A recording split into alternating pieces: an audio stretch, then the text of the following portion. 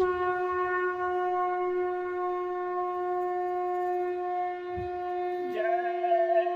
गुरुदेव। जय गुरुदेव।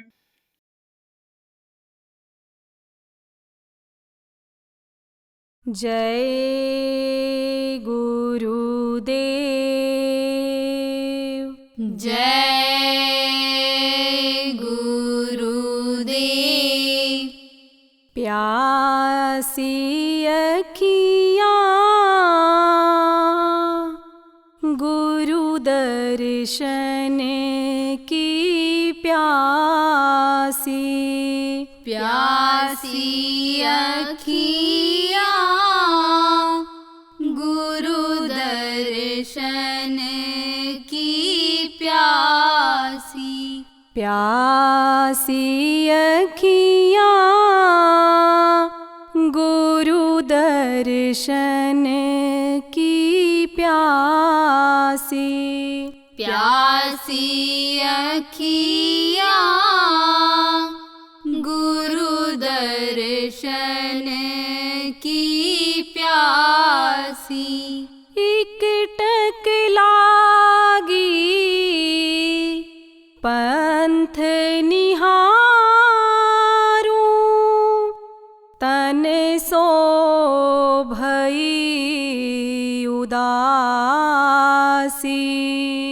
इकटक लागी पंथ निहारूं तन सो भई उदासी। रैन दिना मोहि चैन नहीं है, चिंता अधिक सतावे।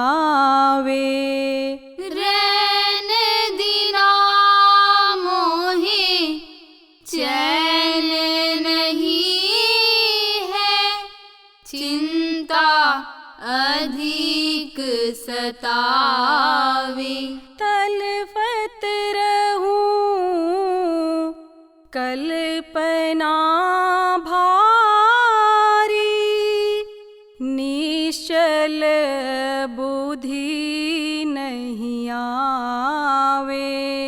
तलफत रहूं कल्पना भारी, निश्चल बुद्धि नहीं आवे। तन गयो सुख हुक यति लागी, हृदय पावक बांधी। तन गयो सुख हुक अति लागी, हृदय पावक बांधी। छिन में लेटी छिन में बैठी, घर अंगना छिन ठाढ़ी। छिन में लेटी छिन में बैठी, घर अंगना छिन ठाढ़ी।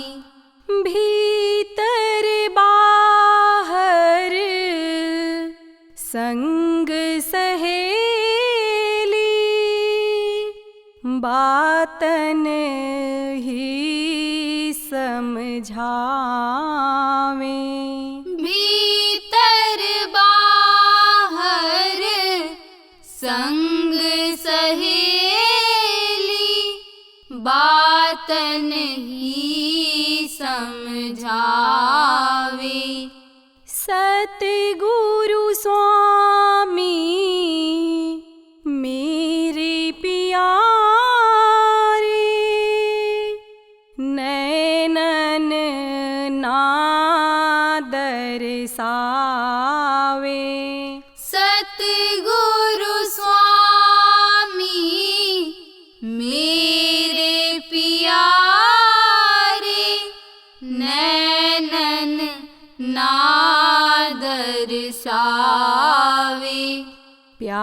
अखियाँ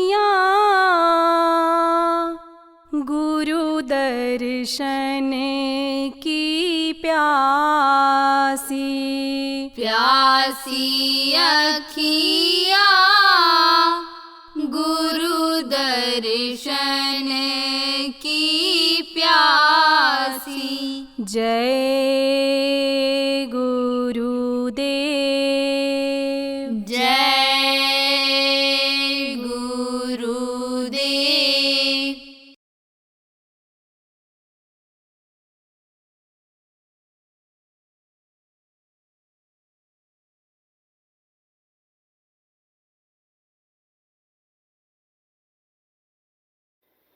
एक कई साधे सब सधाए और सब साधे सब जाए। एक प्रभु को अगर पालो, एक दुनिया बनाने वाले को अगर पालो, तो दुनिया की चीज़ों के लिए फिर तुमको तरसना नहीं पड़ेगा। उससे प्रेम कर लो। किससे प्रेम कर लो? प्रभु से प्रेम कर लो, तो सब काम बन जाए। अब आप पूजा भी करते हो, बहुत से लोग पाठ भी करते हो। किसकी पूजा करते हो? कि जिनको लोगों ने बता दिया कि ये देवी हैं, ये देवता हैं, ये भगवान हैं। न बोलते हैं और न चलते फिरते हैं। कुछ पूछो तो बता भी नहीं सकते। उनके सामने अच्छा करो बुरा करो रोक भी नहीं सकते हैं। उनको आप लोग भगवान मान लेते हो। उनको आप ये समझो कि पूजने लगते हो। आप बैठ करके ध्यान लगाते हो तो सामने क्या आता है? सामने तो बहुत आएगा, तो वही पत्थर की मूर्ति आएगी, वही पेड़ आएगा, पौधा आएगा। अब आप ये समझो, महात्माओं ने, संतों ने, कुछ लोगों ने तो बहुत ही खोल करके कह दिया कि पेड़ की या जड़ की पूजा करने वाले जड़ योनि में ही जाते हैं। आप फिर समझो कि पक्षियों की पूजा करने वाले उसी योनि में मरने के बाद जाते हैं। जिन आशा तिन बासा पाया, जैसी आशा बनी रहती है उसी में उनको जन्म लेना पड़ता है। पर में उससे आपकी तकलीफ तक नहीं जा पाती। अब आप ये समझो कि जब देखते हो किसी चीज़ को, या डॉक्टर हैं, डॉक्टर को मान लो आप कि डॉक्टर हैं या दवा दे रहे हैं, इससे फायदा होता है लोगों को। देखो लाइन लगी हुई है, आए हैं लोग, पूछते हो भाई डॉक्टर की दवा से फायदा हुआ? हाँ हुआ, तो आप भी दवा ले लेते हो। ऐसे ही आप ये समझो जब अंदर में भगवान को देखो तब आपको विश्वास होगा। तो भगवान अगर मिलता है तो इसी मनुष्य शरीर में ही मिलता है। और जब तक सांस रहते हैं तभी तो मिल सकता है। सांस पूरा हो गया, शरीर को जिसको मरना कहते हैं, तो मरने के बाद फिर न तो भगवान किसी को मिला न मिलेगा। तो जीते जी उसको पालो तो भी सब काम बनेगा। तो उसको पाने का सीधा सरल रास्ता है। उसके लिए न घर छोड़ना है, न जमीन जायदाद छोड़ना है, न बाल बच्चों को छोड़ना है। बस थोड़ी देर समय निकालना है और थोड़ा सा ध्यान दुनिया की तरफ से हटा करके उस प्रभु की तरफ लगाना है, मालिक की तरफ लगाना है। जैसा कि ध्यान जितने भी संत आए इस धरती पर सब लोगों ने बताया है और आज आपको बताया जाएगा, उसी तरह से ध्यान लगाना रहेगा। उसकी आवाज़ जब सुनो, उसके चेहरे को जब देखो, तब आपको विश्वास होगा। बाहर से बताने पर नहीं होता है, लेकिन जिसको ये इच्छा होती है कि भाई गर्मी और ठंडी का अनुभव किया जाए, तो उसको बताओ कि आग के पास चले जाओ, गर्मी का पता चलेगा कि आग कितना गर्म होता है। बर्फ़ के ऊपर हाथ रखोगे तो ठंडी का पता चलेगा। जब इच्छा आपकी जग जाएगी तभी तो आप हाथ रखोगे। तो आज तो आपके अंदर इच्छा पैदा होना चाहिए कि हम प्रभु को ही क्यों न पालें। जिसने सारी दुनिया बनाया उसी को हम क्यों न पालें। तो उसके लिए कुछ उपाय करना पड़ेगा। सेहत में कोई चीज़ नहीं मिलती है, कुछ न कुछ मेहनत करना पड़ता है, परिश्रम करना पड़ता है। और जब परिश्रम करके कोई काम करता है तभी उसकी कीमत समझता है। किसी को प्यास लगे और फिर उसको पानी का गिलास, तब वो ये समझता है कि पानी बड़ी कीमती चीज़ है, बहुत ज़रूरी चीज़ है, इसको बचा करके रखना चाहिए। और नहीं जरूरत नहीं है, अब गिलास के गिलास, घड़ा का घड़ा रखो, तब वो उसकी कीमत नहीं समझता है। तो कुछ मेहनत तो करनी पड़ती है, साधना करनी पड़ती है। किस चीज की साधना? ऐसे पेड़ों पर लटकने की कि कांटों पर सोने की? कि गर्मी के महीने में जैसे बहुत से लोग देखो, इस समय पर ज्येष्ठ महीने में ज्येष्ठ की दोपहरी में बैठ करके चारों तरफ आग जला करके और सिर पर मटके में आग रख करके शरीर को तपाते हैं। यह सब नहीं करना पड़ता है। यह बड़ी कठिन साधना थी, पहले की थी, जब लोगों की उम्र ज़्यादा होती थी, लोगों को जानकारी नहीं थी, किस चीज़ की जानकारी नहीं थी, ऊपरी लोगों की जानकारी नहीं थी, निर्घर प्रभु के पास पहुंचने की जानकारी नहीं थी, तब इस चीज़ को लोग करते थे। लोग ध्यान भी लगाते थे, भजन भी करते थे और लोगों को सुनाई भी पड़ता था। क्या सुनाई पड़ता था? आवाज़ जो हमेशा हो रही वो सुनाई पड़ता था। वो अंदर की रोशनी भी मिलती थी, लेकिन वो और आगे उस शब्द को पकड़ करके आगे नहीं जा सकते थे। वो अपने घर, अपने वतन, अपने लोग नहीं पहुंच सकते थे। तो वो पहले की जो पूजा और उपासना थी बड़ी कठिन। अब तो खाली दो काम करना रहता है। क्या? शरीर को साधन। शरीर को ही नहीं आप लोग रोक पाते हो, बैठ पाते हो। 1 घंटा बताया जाए तो 1 घंटा आराम से बैठ, क्योंकि भूल नहीं पाते हो। पैर में दर्द हो गया तो दर्द की तरफ मन चला जाता है, यानी समझो कहीं और कोई चीज़ का इच्छा जग गई कि आँख खोल करके देख लिया जाए क्या जा रहा है, कौन जा रहा है, सुन लिया जाए ये क्या बात कर रहे हैं। शरीर को रोकने की जरूरत होती है, उठा देते हो। अभी मान लो ध्यान करने बैठे हैं और कहीं खटपट हुआ तो मन उधर चला जाएगा कि भाई कहीं चोर तो नहीं आ गया, क्या हो रहा है, कोई लड़का नुकसान तो नहीं कर दे रहा है, तो शरीर को उठा देते हो। उतने समय के लिए तो बोलना पड़ता है, कितने समय के लिए, कितने समय के लिए बैठा जाए। शरीर को साधना पड़ता है, मन को साधना पड़ता है, मन को समझाना पड़ता है। ये मन तू यानी समझ ले कि अब दुनिया में हमारा शरीर ये नहीं है, ये हमारा छूट गया और ये दुनिया की चीज़ें हमारी नहीं रहेगी। तो समझ ले कि अभी मृत्यु हो गई, ये शरीर की उम्र पूरा हो गया। तो इतना तो करने पड़ता है, शरीर को रोकना पड़ता है और मन को समझा करके रोकना पड़ता है। जहाँ ध्यान लगाया जाता है वहाँ देखने का अभ्यास करना, इतना तो करना ही पड़ेगा। तो ये तो बहुत आसान, कोई भी कर सकता है। और गुरु महाराज ने तो इतना सरल कर दिया, चाहे बैठे बैठे करो, चाहे लेटे लेटे करो, चाहे जैसे करो, लेकिन समय जो जीवन का जीने का है उसमें ये अपना काम कर लो, नहीं वो समय निकल जाएगा। तो इस समय तो बहुत आसान है, लेटे लेटे भी कोई मन को रोक ले जाए, बैठे बैठे भी मन को रोक ले जाए, दुनिया की तरफ से मन हट जाए, उधर लग जाए तो भी काम बन जाए। तो प्रेमियों, 22 घंटा तो करो अपने शरीर की रक्षा के लिए काम, क्योंकि यह भी जरूरी है। 24 घंटे में 22 घंटा शरीर की रक्षा के लिए खाने का इंतजाम, कपड़े का इंतजाम कर लो, घर मकान बना लो, लेकिन 2 घंटा समय आप निकालो, नहीं तो ये समय निकल जाएगा और फिर पछताना हाथ आएगा। कुछ नहीं, जब समय निकल जाता है तब फिर वो समय नहीं आता है।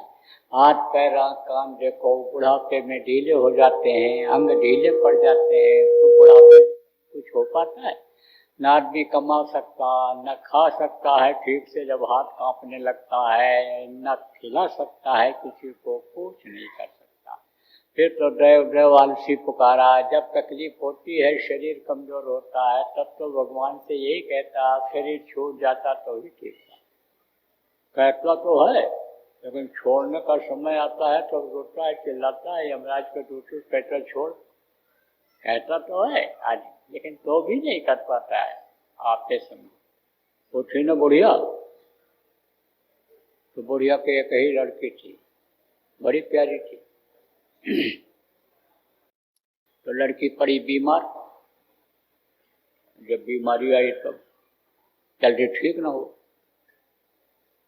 तकलीफ को जब देखे, जब लड़की करा है रोवे, तब बुढ़िया कहा है भगवान हमको उठा लो, हमको ले चलो, इस पर दया कर दो, मेहर कर दो, ये ठीक हो जाए लड़की, इसकी अभी बहुत जिंदगी पड़ी है, इसको अभी बहुत कुछ देखना है, हम तो सब कुछ देख चुके, खा लिया सब, अब हमको ले चलो। तो एक दिन क्या हुआ, एक दिन पड़ोस में कोई कार्यक्रम था, शादी ब्याह जो भी रहा हो, तो उसमें भोजन बना, बड़े बड़े डेग होते थे, तो डेग में भोजन बना था, हारमोनियम के डेग में खाना बना, और थोड़ा सा उसमें रह गया, तो खा पी करके आए, समझो कि ये सब सो गए और देर तक सोते रहे। तो जैसे मैंने बताया कि सुबह उठ करके ये जानवर भी पेट के बंधन में बने, ये अभी खाने के चक्कर में चल देते हैं। तो गाय को कुछ स्वार्थी लोग ऐसे होते हैं, दू करके छोड़ देते हैं कि जाओ अब खा के आओ, और धोने के टाइम पे धो लेते हैं, बच्चे को बांधे देते, खिलाता नहीं चाहते, खिलाते हैं जल्दी। तो एक गाय आई उधर से और देखा कि डेग के अंदर भोजन रखा हुआ पड़ा हुआ है नीचे, तो उसी में से सिर डाल करके और भोजन को खाया, और खाने के बाद जब सिर निकालने लगी तो वही डेग उसके सींग में फंस गया, और जब मुँह ऊपर किया तो आँख के सामने वही डेग, और काला काला वो ऐसे मालूम पड़ा कि जैसे भूत हो। अब वो गाय उधर उधर ऐसे ऐसे हिलावे कि किसी भी तरह से निकले, जब नहीं निकला तब सोची भागे तो निकल जाए, तो भागी तो उसी का घर बगल में था, उसी के घर के अंदर घुस गई, और जब घुस गई उसको आते देखा बुढ़िया ने, तो कहा अरे कथा भागवत में विद्वान लोग कहा करते थे कि यमराज के दूध काले होते हैं, और देखो वो आते हैं मौत के समय और फिर जीवात्मा को निकालते हैं, मौत तभी आती है जब जमराज के दूध आते हैं, तो ये आ गया जमराज का दूध। अब वो गाय उसी में लगाई चक्कर, बुढ़िया अब डरी, तो जो कह रहे थे कि हमको उठा लो, हम मर जाएं, अब जिंदा नहीं रहना चाहते, वो बुढ़िया क्या कहती है, अरे हमको छोड़ दे, उसको ले जाओ, उसको, हमको बुढ़ी को लेकर क्या करेगा तू यमराज, अरे ले जाओ, लड़की पड़ी है जवान। अब आप सोचो, कहते हैं कि जब सबके दाढ़ी में आग लगती है तो अपनी अपनी हो जाते हैं, अपनी मौत जब आने को होता है तो दूसरे को मौत के गाल में डाल करके चले जाते हैं। माँ अपने बच्चे को अपनी जान बचाने के लिए भूल जाती है, पिता भूल जाता है, तो बुढ़ापा में भी मरना नहीं चाहता है, लेकिन क्या करे, उठना बैठना मुश्किल हो जाता है, क्या करे, अनि लेटे लेटे एक करवट अनि खा लिए सड़ जाती है, क्या करे, तो यही कहने लगता उस समय भैया कुछ नहीं हो सकता है, जब तक चल फिर रहे हो तब तक ही कुछ हो सकता है तो कर। तो जिनको नामदान मिल गया आप लोग करो इसको, और जिनको नहीं मिला है आपको बताता हूँ, नाम भगवान का जाप करने के लिए, सुमिरन करने के लिए, सुमिरन किसको कहते हैं, माला जपने को सुमिरन करते हैं। माला से जो नाम आपको बताऊंगा इसको जपना रहेगा और ध्यान लगाना रहेगा। ध्यान लगाना किसको कहते हैं, आँख से देखने को ध्यान कहते हैं और कान से सुनने को भजन कहते हैं। तो ये तीन चीज मैं आपको बताऊंगा, सुमिरन, ध्यान और भजन, और नाम बताऊंगा आपको। कौन सा नाम? 5 नाम, जिसके लिए कहा 5 नाम का सुमिरन करे, और संत कहें तो बहुत से करे। ये बहुत से पार होने का यह सुमिरन है, 5 नाम है, यही बहुत सागर पार करता है, यही नदी और नाले जो हैं उसी से पार होता है। जैसा मैंने बताया कि बाहर की फैक्ट्री की बनावट अलग होती है, ऐसे शरीर के बाहर की बनावट ये अलग है, ये अलग है बाहर की बनावट, और अंदर की बनावट अलग है। अब अंदर की बनावट को इन बाहरी आंखों से आप नहीं देख सकते हो, लेकिन अंदर की जो बनावट है आप ये समझो वो दिखाई पड़ता है किससे, अंदर वाली आंख से। और ये जो नाम बताऊंगा, जब जाप करोगे या ध्यान लगाओगे, कान से सुनने का अभ्यास करोगे, तो वो नदी नाले सब आपको दिखाई पड़ेंगे। और जिनको दिखाई पड़ा उन्होंने तभी तो कहा कि घट में गंगा, घट में तीर और घट में सृजनहारा है। सृजनहार किसको कहते हैं? जो सबको खिलाता, सबको पहनाता, सबकी रक्षा करता है, सबकी व्यवस्था करता है, वो सृजनहार है, उसी को सृजनहार कहते हैं। और गंगा का क्या होता है? गंगा सफाई करती है। गंगा मुक्ति और मोक्ष नहीं देती है, चाहे बाहर की गंगा हो चाहे अंदर की गंगा हो, लेकिन वो साफ करती है। किसको साफ करती है? गंदगी को। जैसे कोई गंदा लगा करके शरीर में चला जाए, कीचड़ लगा करके चला जाए, गंगा में स्नान कर ले तो गंगा उसकी सफाई कर देंगी। लेकिन गंगा को पार करने वाला कोई जब मल्लाह मिल जाएगा तभी तो गंगा को पार करेगा, तभी युक्ति के द्वारा गंगा पार हो सकती है। नहाने को तो कोई भी नहा ले। ऐसे अंदर में ही ये गंगा है, अंदर में ही तीर्थ है। आप फिर समझो सारे देवी देवता सब अंदर में ही हैं।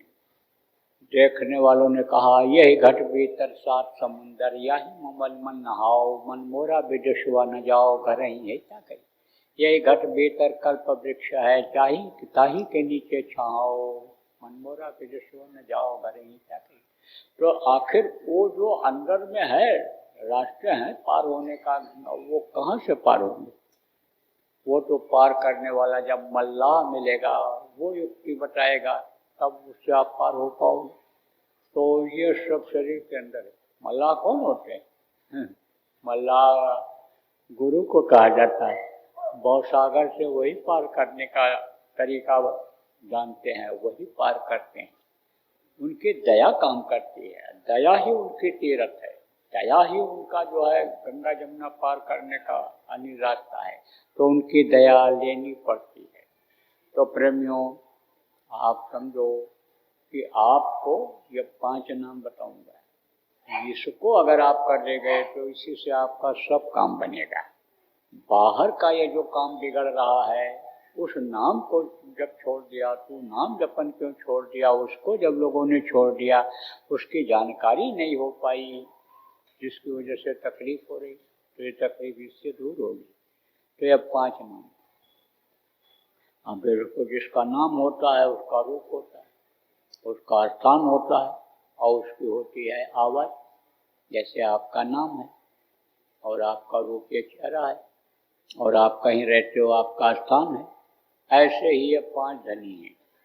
इनका नाम है, इनका रूप है, इनका स्थान है, और इनकी है आवाज़। तो वो मैं अभी आपको बताऊंगा, आपको मैं रटाऊंगा, याद कराऊंगा।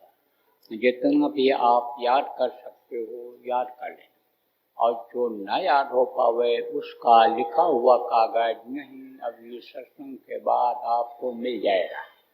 तो कागज को ले लेना और याद कर लेना, और जब याद हो जाए तब कागज को फाड़ करके कहीं सुनसान जगह पर फेंक देना।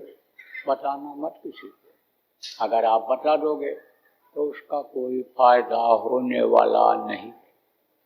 और ये अगर नाराज हो गए तो आपका कोई नुकसान नहीं। तो नुकसान का कोई काम आप मत करना।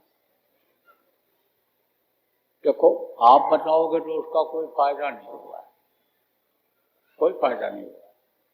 जिसको आदेश होता है, जिसको पावर होता है, वो उसके मुंह से सुनना जरूरी होता है। उसी में ताकत रहती है, उसी में शक्ति रहती है। और आप बताओगे तो कोई शक्ति ताकत उसको नहीं मिलेगी, उसका कोई फल नहीं मिलेगा उसको।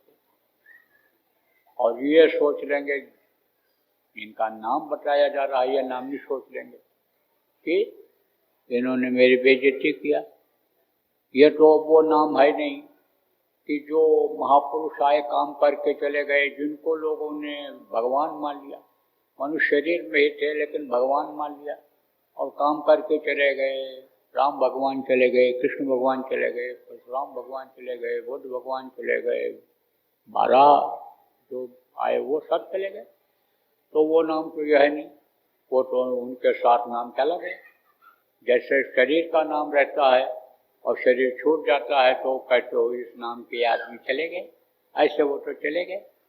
वो नाम में भी वैसे हो जाता है, उसमें ताकत नहीं रह जाती। सच बात तो यह है, ताकत किसमें रहती है? इस ध्वन्यात्मक नाम में रहती है, ये कभी खत्म नहीं होता है, तो यह नाम हमेशा रहता है। तो ये 5 नाम है। अब इसको जिसको अधिकार होता है वही बता सकता है, उसी के लिए फलता फूलता है और उसी में ताकत रहती है। और भी कौन समझाते हैं इसके बारे में? जैसे आपके गांव का कोई सरपंच हो और सरपंच के दफ्तर में आप चले जाओ तो वहाँ 1-2 आदमी उनके कर्मचारी और मिलने जुलने वाले रहते हैं। अब आप वहाँ जाओ और उन्हीं का कोई चपरासी हो या आदमी हो और उससे कहो सरपंच जी को थप्पड़ मारो, मारेगा? नहीं मारेगा। फिर कहो मारो सरपंच जी को थप्पड़, तो भी नहीं मारेगा। हाथ जोड़ोगे भैया थप्पड़ मार, मेरी बात मान ले, तो मारेगा। डांट लगाओगे तू नहीं मारेगा तो तू इसको मैं मारूंगा, मारेगा सरपंच जी को थप्पड़? नहीं मारेगा। लेकिन सरपंच जी अगर कहते हैं तुम लगाओ इसको थप्पड़, तब वो गिनेगा कि 1 मार रहे कि 2 मार रहे, 4 मार रहे, तलत्तर मारेगा, दोनों गाल लाल कर देगा। लाल हो जाएगा कि खाल उजड़ जाएगी, वो फिक्र करेगा? क्यों? क्योंकि आपने जो चीज़ कही उसमें कोई दम नहीं था, पावर नहीं। सरपंच जी ने कहा, सरपंच जी हैं हमारे, हम जिनके नौकर हैं, मालिक हैं, ये कह रहे हैं तो हमको आदेश का पालन करना। ऐसे ही बात को समझ लो। तो आप किसी को प्रेमियों मत बताना। बच्चों और बच्चियों याद कर लो, इस नाम को किसी को बताना नहीं है, नए आदमी।